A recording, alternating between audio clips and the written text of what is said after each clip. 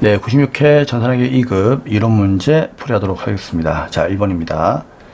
다음 중 유동자산에 해당하지 않는 것은 무엇입니까? 자, 우리 자산은 유동과 비유동으로 나누죠. 우리 유동자산이라고 하는 것은 이제 1년 이내 보유하는 자산이고, 비유동자산은 1년 이상 보유하는 건데, 유동자산에서는 당좌와 재고자산이 있었고, 비유동에는 투자, 유형, 무형, 기타 비유동 이렇게 네 가지가 있었죠. 그럼 이제 이 문제를 풀려면은 결국은 이제 암기를 하셔야 되는 건데, 공부를 많이 하시게 되면은 실제로 뭐 암기가 아니더라도 이런 것들은 거의 다 자연스럽게 외우게끔 되어 있어요. 그렇죠? 그렇기 때문에 일단 정답을 보게 되면은 2번이 정답이 되겠죠. 보통예금하고 재고자산하고 단기매매증권 같은 경우는, 보통예금과 이제 단기매매증권은 당좌 자산이죠. 그렇죠? 1년 이내에 판매하지 않아도 마음만 먹으면 언제든지 지금 당장 현금화할 수 있는 자산이 당좌 자산이잖아요. 그렇죠? 그래서 얘는 뭐다? 유동자산에 포함하는 거고, 재고자산은 이제 상품이나 원재료, 제품 이런 것들이 있는 거죠. 얘들은 뭐다? 당연히 재고자산이니까 유동자산이 되는 거죠. 그래서 정답이 2번이 되는 거고요. 참고로 임차보증금은 이제 우리가 임차인이죠. 임차인이란 말은 이제 세입자라는 얘기인데, 세입자는 어차피 집주인한테 보증금을 걸어 놓으면은 나중에 방 뺄 때 그 돈을 다시 달라고 해야 돼요. 그렇기 때문에 임차보증금은 내 거예요. 내 거니까 자산이죠.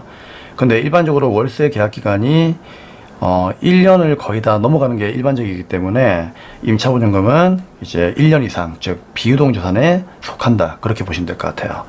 근데 얘는 성격이 이제 투자도 아니고, 그렇다고 뭐 유형, 무형도 아니기 때문에 얘는 기타 비유동자산으로 분류가 되는 겁니다. 그렇게 이렇게 이해를 하시면서 공부를 많이 하시면은요, 굳이 이거를 암기하지 않아도 자연스럽게 이런 것들이 무슨 자산이라고 하는 것을 여러분들이 외우게 될 거예요. 그래서 시간이 이제 흘러가면은 다 외울 수 있는 그런 내용인데, 그만큼 또 복습도 좀 해야 되겠죠. 근데 진짜 모르겠다 싶으시면은 이제 메인 화면에 가셔가지고 뭐 계정 과목 조교 등록에서 클릭을 한 다음에 여기 코드에서 뭐 컨트롤 F 누르면 이런 거 하나 뜨죠. 그쵸? 그럼 여기에서 이제 뭐 임차 보증금 써가지고 하나하나 일일이 조회해가지고 문제를 푸는 것도 뭐 괜찮긴 괜찮아요. 그쵸? 이 기타 비유동자산에 임차 보증금이 있으니까, 얘가 이제 유동자산이 아니구나, 그럼 얘가 답이구나, 뭐 그렇게 문제를 풀 수도 있어요. 하지만 이거 하나하나 일일이 조회하게 되면은 오히려 시간을 더 많이 잡아먹기 때문에 가급적이면 여러분들이 암기를 좀 했으면 좋겠습니다. 어차피 우리가 회계 이것만 해서 끝날 게 아니고 1급도 해야 되고 세무도 해야 된다면은 차라리 이런 것들은 외워두시는 것도 괜찮을 거라고 생각합니다. 자, 이제 그러면 2번 문제로 가도록 하겠습니다. 네, 다음은 2번입니다. 자, 이번 문제는 쌤 그냥 풀이 안 할게요. 정답은 4번이죠. 이번 문제가 만약에 여러분께 어렵다라는 생각이 드시면은요, 여러분들은 기출 문제를 풀면 안 됩니다. 다시 처음부터 강의를 들으시면서 기본 내용에 좀 충실해야 되겠죠. 그쵸? 거래 판료서를 모르고서는 진도 자체가 나가지가 않잖아요. 그렇기 때문에 이런 내용들은 여러분을 그냥 믿겠습니다. 네. 그래서 일단 간단한 풀이를 한다면은 부채 증가는 대변이고요. 자본의 감소는 차변, 수익 발생은 대변이니까 대변, 차변, 대변 맞죠? 대변, 차변, 대변 4번이 정답입니다. 자, 3번입니다. 다음 중 재무상태표 작성에 관한 설명으로서 옳지 않은 것은 무엇입니까? 라고 되어 있네요. 자, 1번입니다.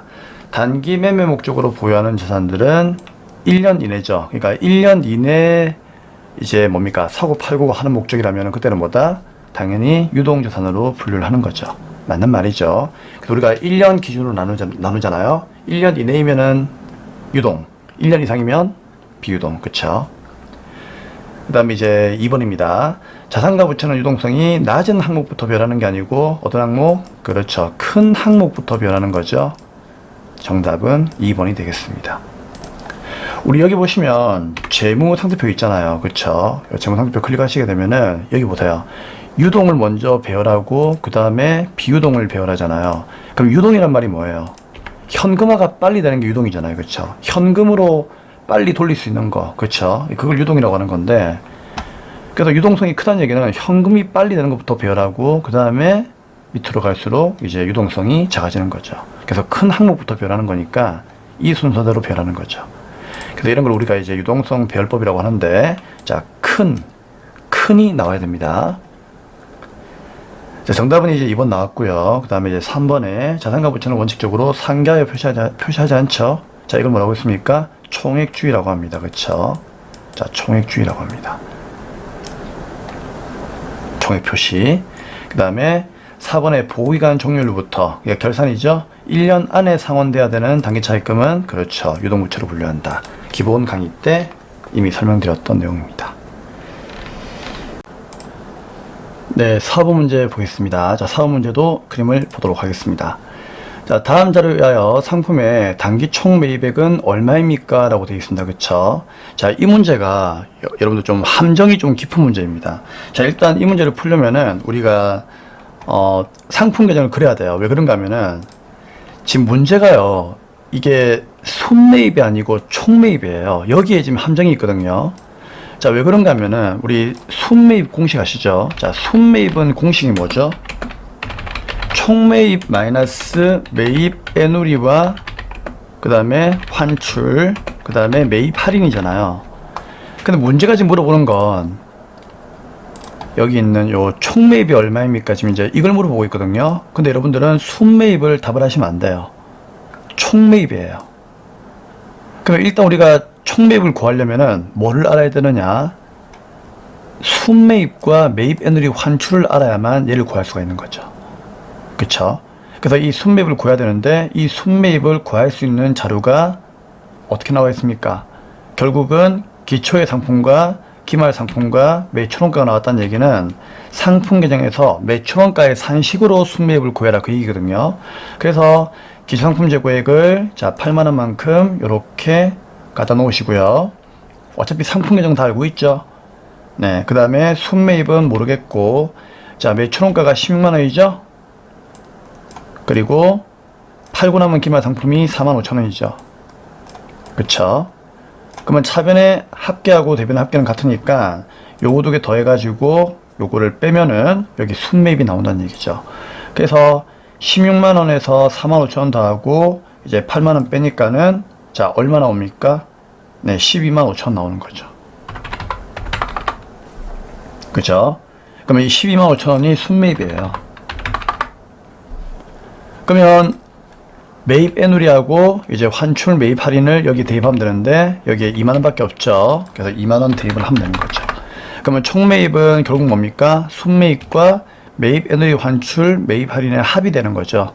그럼 요 마이너스가 넘어가면 플러스니까, 예, 두 개 더해가지고 14만 5천 원이 총매입이 되겠죠. 그래서 정답은, 네, 1번이 정답이 되는 겁니다. 그래서 요거랑 더하면은 총매입이 나오는 거예요. 5번 문제 보도록 하겠습니다. 현금으로 지급을 했답니다. 그쵸? 현금으로 지급을 했으나 계정 과목과 금액을 확정할 수 없을 때 일시적으로 처리하는 계정으로 올바른 것은 무엇입니까? 라고 되어 있습니다. 그쵸? 자, 일시적 계정을 묻는 거죠. 정답은 가지급금이 되겠죠. 참고로 이거는 그 1번하고 2번은 정답이 될 수가 없죠. 왜 그런가 하면은 현금으로 지급되었으나, 이 말은 무슨 말인가 하면 현금이 나갔다는 얘기잖아요. 근데 미수금은 돈을 받을 거니까 현금이 나갈 리는 없고, 외상매입금은 돈을 아직까지 안 갚았으니까, 그쵸? 아직 돈을 안 준 상태니까 얘가 답이 될 수 없겠죠. 그럼 결국 돈을 준 거는 얘하고 얘밖에 없는데, 그쵸? 선급금은 우리가 계약금을 줄 때 쓰는 거고요. 맞죠? 가지급금은요. 이게 이제 뭐죠? 우리가 이제 출장 가기 전에, 그쵸? 일시적으로 어떻게 한다? 미리 출장비를 주고, 그 다음에 쓴 만큼만 여비유통비로 돌리고 나머지는 현금으로 회수하는 거죠. 아무튼 출장 가기 전에 어림 잡아가지고 미리 돈을 주는 거죠. 그쵸? 그렇기 때문에 가지급금이 이제 일시적인 계정 과목이다. 그렇게 보시면 될 것 같아요. 그래서 일시적 계정 과목들이 좀 많이 있죠. 가지급금도 있고, 또 뭐가 있죠? 예, 가수금도 있고, 그렇죠? 또 하나 더 있는데 현금 과부족 기억나십니까? 네. 그래서 우리 입장에서는 뭐 요 정도만 좀 아시면은요, 자, 일시적 계정이 어떤 게 있느냐 물어봤을 때 이 정도면은 충분히 대처할 수 있을 겁니다. 자, 6번입니다. 다음 중 계정 잔액의 표시로 옳지 않은 것은 무엇입니까? 우리 잔액이라고 하는 것은요, 항상 자기 자리에 남아요. 그래서 필기가 나세요. 자기 자리에 잔액이 남는다. 무슨 말이냐? 자산은 어느 변이죠? 차변.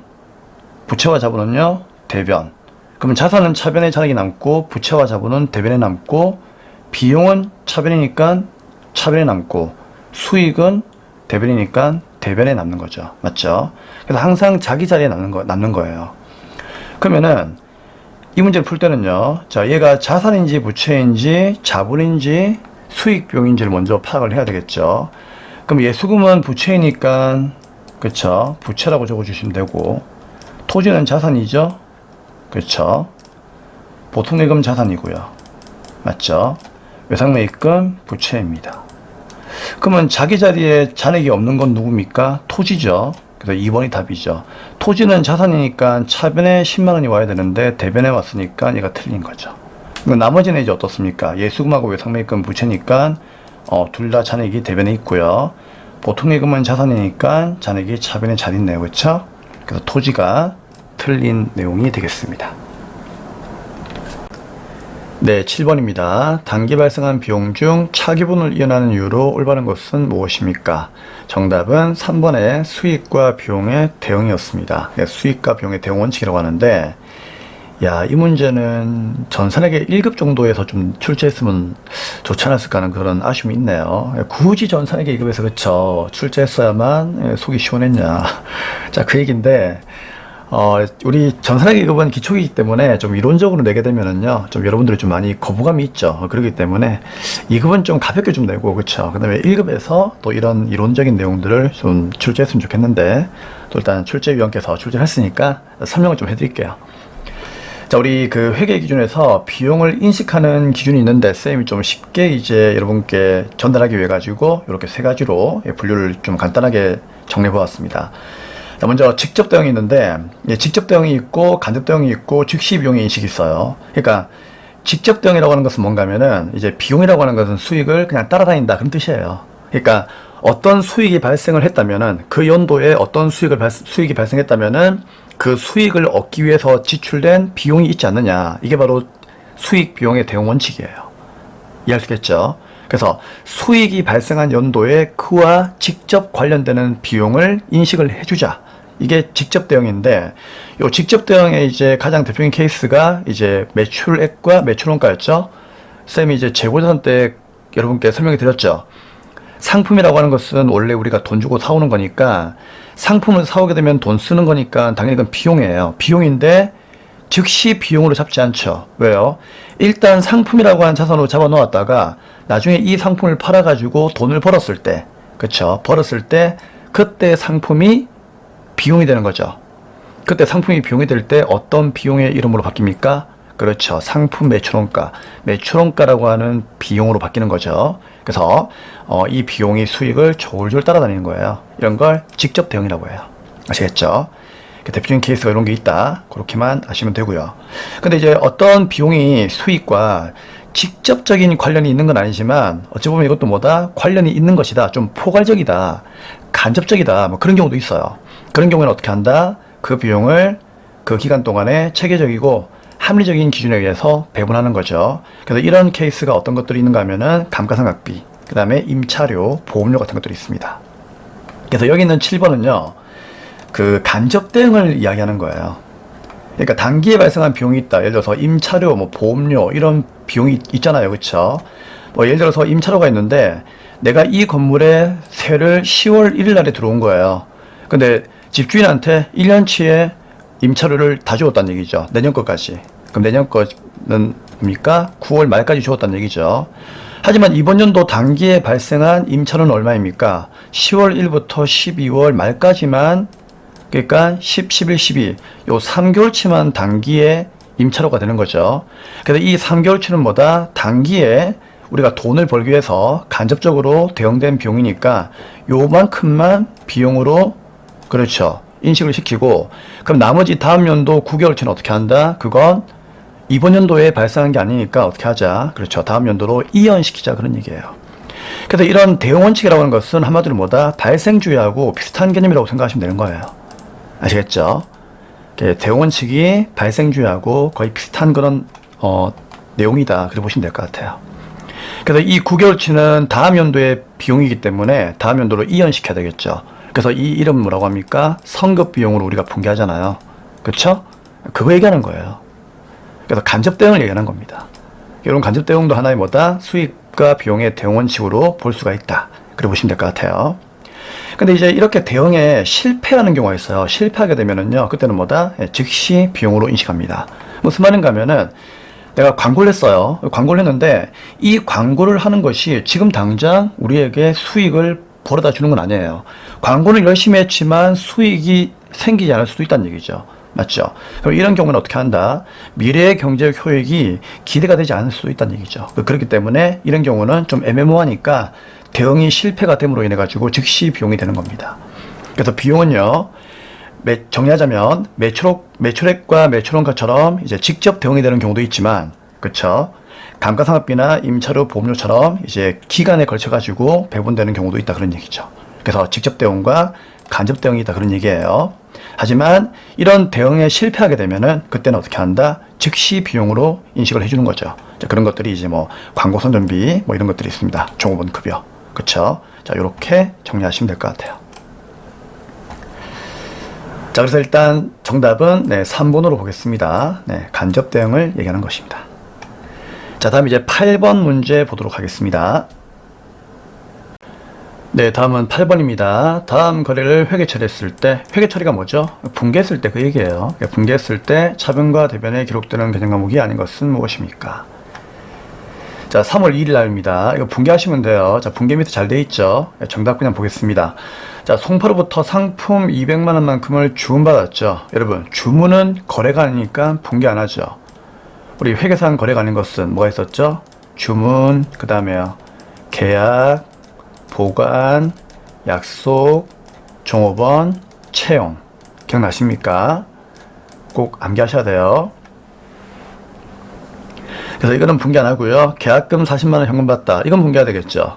그러면 현금 들어왔으니까 차비는 뭐다? 현금, 요게 1번으로 분개하면 되는 거고요.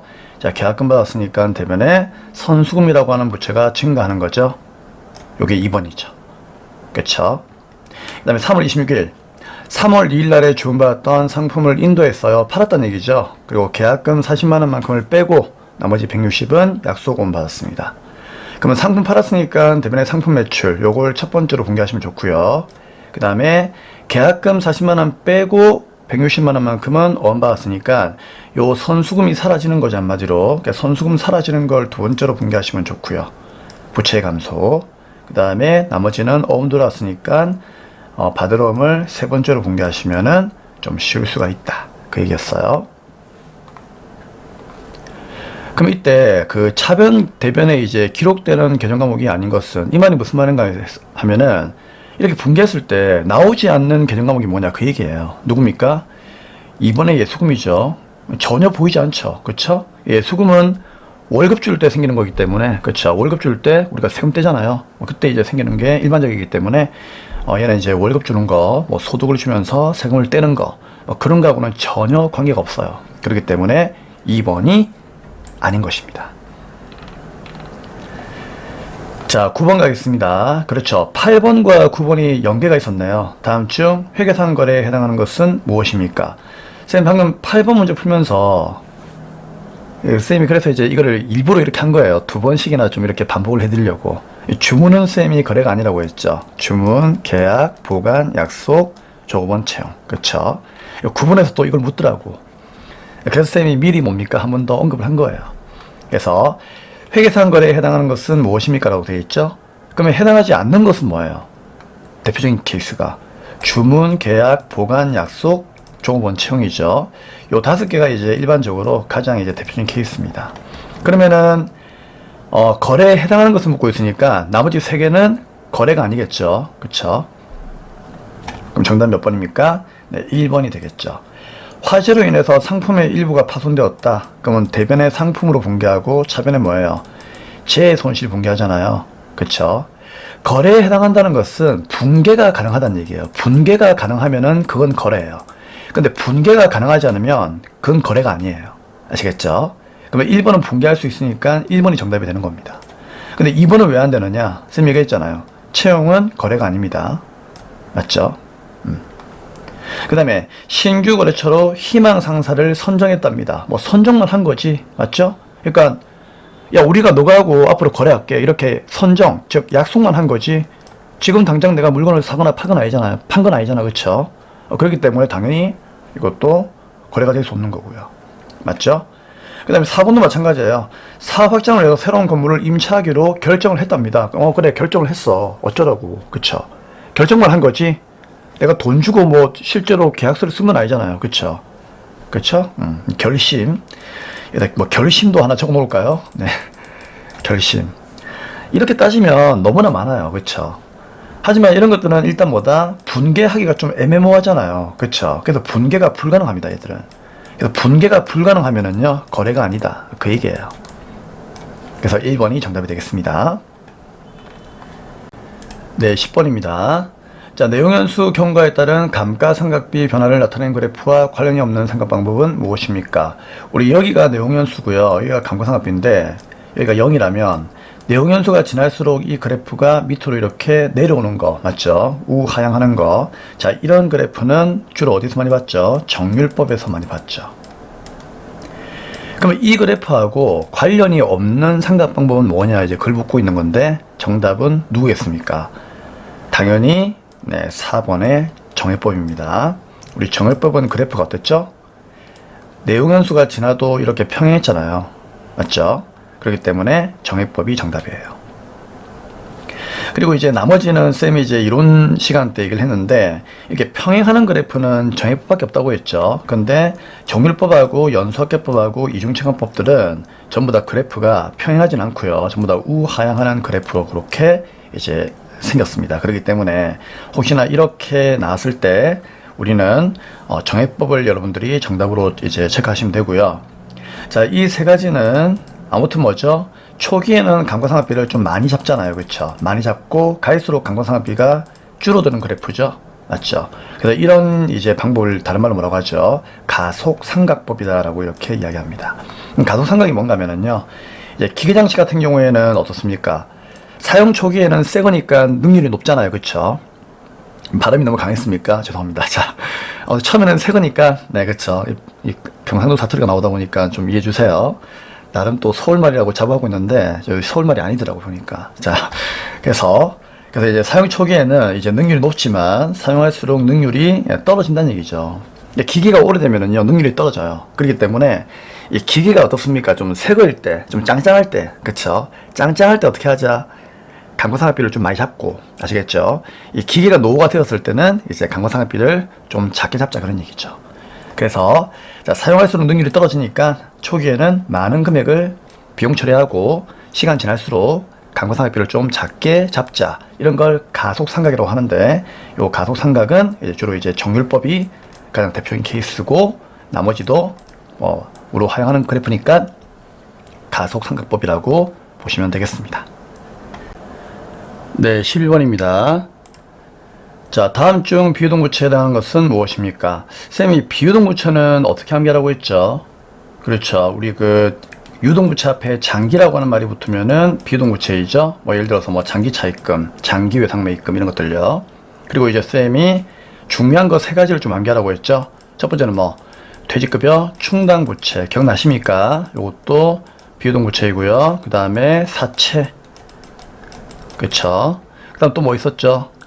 이거 기억나세요? 임대보증금. 맞죠? 임대보증금은 내가 집주인이잖아요. 집주인이 이제 나중에 세입자 방 빼면은요, 보증금 돌려줘야 되겠죠. 그래서 요것도 이제 비유동부채였죠. 그래서 요 세 가지를 꼭 기억을 하셔야 돼요. 그러면 퇴직급여 충당부채가 비유동부채니까 정답은 1번이 되겠습니다. 간단하죠? 네.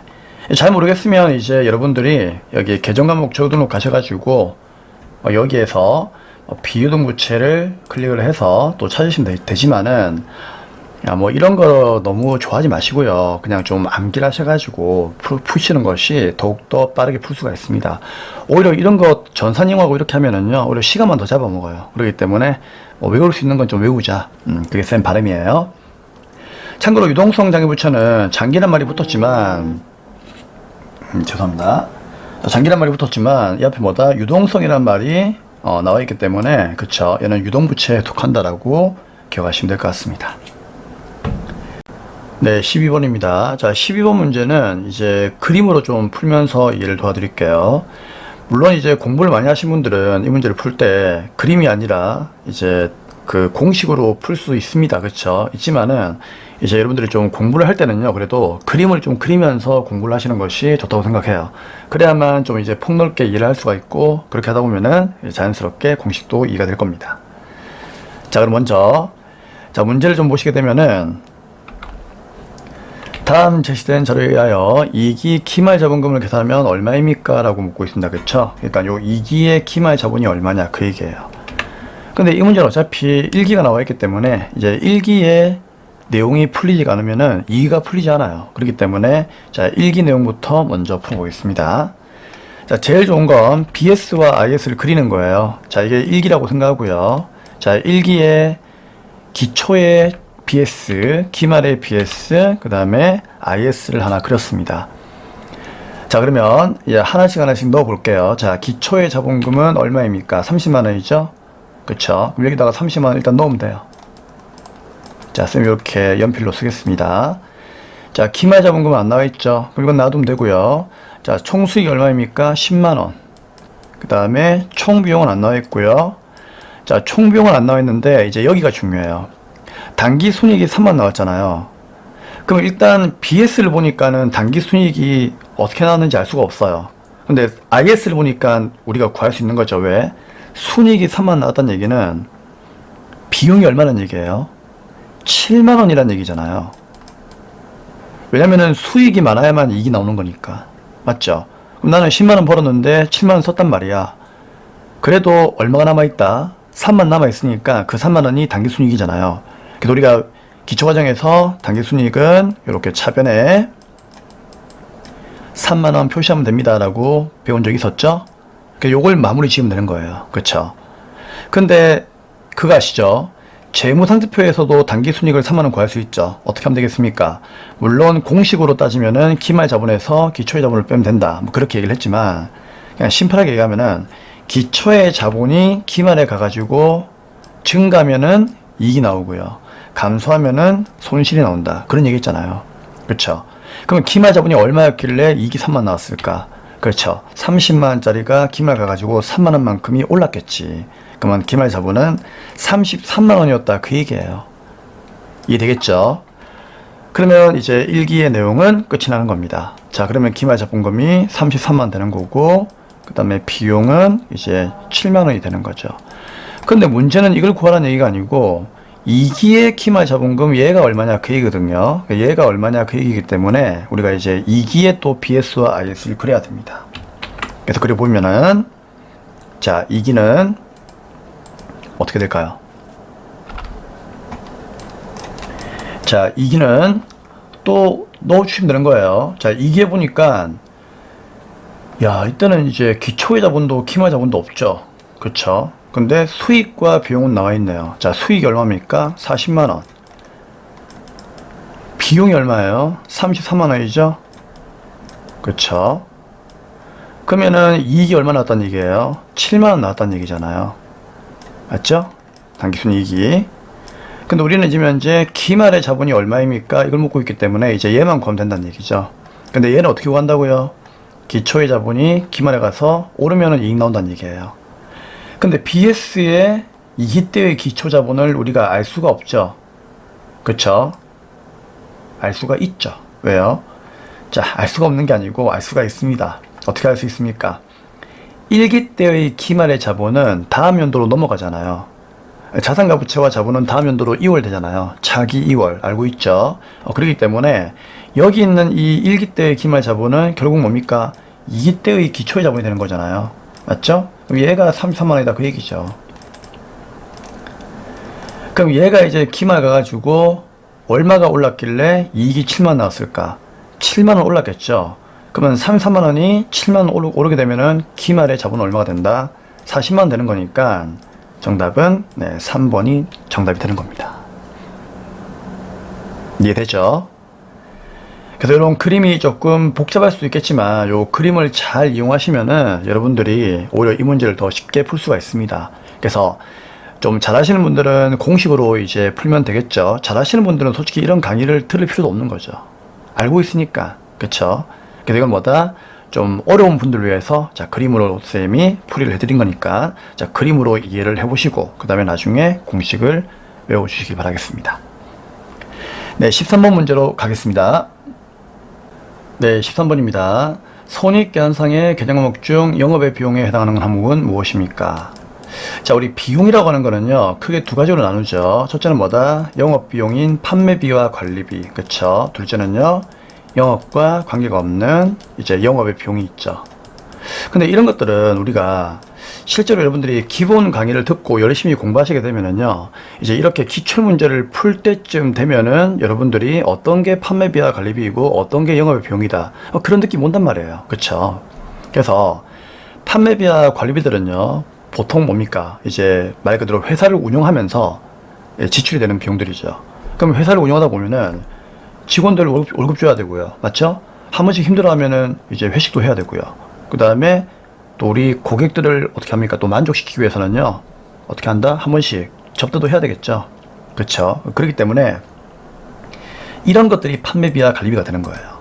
하지만 회계에서는 이제 이자를 주는 거, 이자를 주는 이 이자 비용은 이제 영업과 관련이 없다라고 보기 때문에 정답은 3번이 되는 겁니다. 그래서 쌤이 이제 처음에 수업할 때 그런 얘기 했죠. 영업의 비용을 좀 암기하시면은 나머지는 거의 판매비와 관리비라고요. 그래서 영업의 비용은 주로 어떤 것들이 있죠? 그렇죠. 기부하는 거. 이 기부하는 거는 영업하고 관계없죠. 또 뭐가 있습니까? 기타의 대손상각비 기억나십니까? 이건 좀 길게 안 적을게요. 기타의 대손상각비. 그것도 영업의 비용이었고요. 그 다음에 방금 정답으로 쌤이 체크했던 이자 비용도 영업의 비용이죠. 그리고 마지막으로 이제 영업의 비용들은요, 글자 끝에 뭐다? 무슨 손실이 많이 분다고 했죠. 예를 들면 뭐 재해 손실, 잡손실, 단기 매매 증권 뭐 처분 손실, 그쵸? 유형자산 처분 손실, 이런 것들이 뭐 전부 다 뭐다? 영업의 비용이에요. 그래서 얘들이 보통 영업의 비용이니까 얘들을 좀 암기하게 되면은요, 나머지는 거의 뭐다? 판매비와 관리비다. 이렇게 기억하시면 좋을 것 같아요. 그런데 진짜 모르겠다. 그러면은 뭐 당연히 메인 화면에 알죠? 뭐 여기 가면 되겠죠. 계정과 목적 등록에 뭐 영업의 비용을 체크해가지고 뭐 이렇게 찾으면 되겠죠. 근데 이런 거 시간도 많이 걸리니까 다시 한번 얘기 드리지만 외우는 것이 더 빠르게 문제를 풀 수도 있다. 자, 이제 14번 문제 풀겠습니다. 아래의 거래 내용과 관련이 없는 개념 과목은 무엇입니까? 업무에 사용 중인 토지를 2천만원에 처분했습니다. 취득가액이 1천만원인데 대금 중 500은 보통기금 받고 나머지는 3개월 후인 어음받았습니다. 자, 이 문제는 분개하시면 문제가 풀리는 겁니다. 자, 근데 이게 솔직히 조금 이제 여러분들이 분개 실력이 좀 되시면은요, 답이 바로 나오죠. 왜 그런가 하면은 토지하고 여러분들 건설 중인 자산 아시죠? 토지하고 건설 중인 자산은 감가상각 안 하잖아요. 근데 감가상각 누계액이 있는 게 이상한 거 아닙니까? 그쵸? 또 박스 안에도 감가상각 누계액은 없잖아요. 그렇기 때문에 2번이 정답입니다. 굳이 이제 분개한다면은 이제 토지를 팔았으니까 자, 토지가 나가죠. 취득원가는 1,000만원이니까 요게 나갈 것이고, 자, 이거를 이제 얼마에 2천만원 팔았으니까 수익이 발생했죠. 그러면 수익 발생 대변에 뭐다? 1,000만원짜리를 2천만원에 팔았으니까 1,000만원 벌었죠. 유형자산 처분이익. 이걸 먼저 분개하는 것이 더 편할 수도 있어요. 그럼 나는 합쳐서 얼마? 2천만원만큼을 차변에 받으면 되는 거죠. 근데 500은 보통예금 들어오니까 보통예금이 들어온다. 요게 이제 3번이고요. 그럼 나머지 이제 1,500이 비죠. 그럼 이건 뭡니까? 비어있는 1,500이 이제 어음이 들어오는 거죠. 이거 바드럼 아니에요. 바드럼은 상품을 팔았을 때, 즉 장사를 했을 때 쓰는 거고, 장사와 관련이 없다면 이때는 어음을 받더라도 바드럼이 아니라 결국 어음은 외상이니까 미수금으로 분개하는 것이 맞는 거죠. 그쵸? 그래서 이 분개에서 없는 것은 2번이 정답이 되겠습니다. 간단하죠? 15번입니다. 다음 중 경영 성과에 영향을 미치는 거래는 무엇입니까? 이 문제를 봤을 때 제가 이제 여러분께 또 한 번 더 강조하고 싶은 것은 그만큼 기초가 중요하다는 거예요. 기초가 중요하고 기본 내용이 얼마나 많이 복습이 되어 있느냐. 거기에 따라 가지고 이 문제를 봤을 때 이 문제를 어떻게 풀어야 되겠다 라고 하는 그런 감각을 여러분들이 느낄 수가 있다는 얘기죠. 무슨 말인가 하면은 이 문제 키워드가 뭡니까? 경영성과예요. 그쵸? 그럼 경영성과가 나오면은 여러분 머릿속에서는요, 회계의 목적이 떠올라야 됩니다. 그쵸? 그럼 회계 목적이 첫 번째는 뭐예요? 재무 상태를 파악하는 거고, 두 번째가 경영 성과를 파악하는 거잖아요. 근데 쌤이 기본 강의에서 재무 상태라고 하는 것은 자산과 부채와 자본을 파악하는 거고, 경영 성과는 수익과 비용을 파악하는 거라고 했잖아요. 그렇죠? 경영 성과는 수익과 비용을 파악하는 거예요. 그러면 경영 성과에 영향을 미치려면은 수익과 비용이 나오면 되는 거거든요. 그렇죠? 근데 1번은 뭡니까? 예수금 보통예금은 예수금은 부채이고 보통예금 자산이죠. 맞죠? 2번에요. 미수금 현금은요. 미수금은 자산이고 현금은 자산이잖아요. 4번의 차입금 현금은요. 차입금 부채이고 현금 자산이잖아요. 지금 1번과 2번과 4번에는 수익과 비용이 한 개도 안 나와 있어요. 그런데 3번은 어떻습니까? 통신비라고 하는 비용이 나왔잖아요. 그러면 결국은 경영성과에 영향을 준다는 얘기는 수익과 비용이 나와야 된다는 얘기니까 여기에서 수익과 비용이 있는 거래가 정답이 되는 거죠. 그래서 3번이 정답이 되는 겁니다. 맞습니까? 그래서 이 문제의 풀이 방법은 분개를 했을 경우에 수익과 비용이 차변 대변에 존재한다면은 그때는 경영성과에 영향을 미친다 그 얘기였어요. 수익과 비용이 존재하는 것은 3번밖에 없다라 그 얘기입니다. 네, 이상으로 15번까지 이론 문제를 다 풀어드렸습니다. 네, 열심히 복습 많이 해주시고요. 자, 다음 강의는 이제 97회차 전산회계 2급 해설 강의에서 뵙도록 하겠습니다. 감사합니다.